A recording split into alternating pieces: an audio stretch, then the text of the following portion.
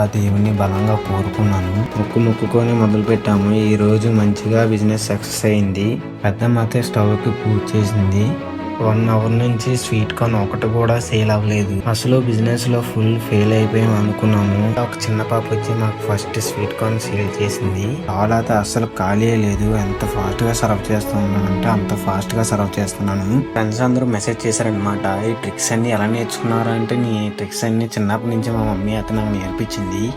Startup పెట్టి business చేద్దామని కాదు, చిన్నప్పటి నుంచి గోల్ అనమాట, బెస్ట్ బిజినెస్ మ్యాన్ అవ్వాలని. అందుకే నాకు నేను ఛాలెంజ్ చేసుకున్నాను. ఈ ఛాలెంజ్ లో సక్సెస్ఫుల్ గా విన్ అయ్యానమాట. నాకు మాత్రం నా ఫ్యామిలీ మొత్తం హెల్ప్ చేశారు. నా ఫాలోవర్స్ అందరికి చాలా థ్యాంక్స్ అనమాట, నన్ను సపోర్ట్ చేసినందుకు. మొత్తం సక్సెస్ఫుల్ గా అయితే పూర్తి అయిపోయింది. నా ఫస్ట్ బిజినెస్ అమౌంట్ మొత్తం మా మమ్మీకి అయితే ఇచ్చేస్తాను. అంటే మార్కెటింగ్ మా మమ్మీ చూసుకుంది, సేల్స్ అయితే నేను చూసుకున్నాను. ఆ సేల్స్ కూడా చిన్నప్పటి నుంచి మా మమ్మీ నేర్పించింది. అయితే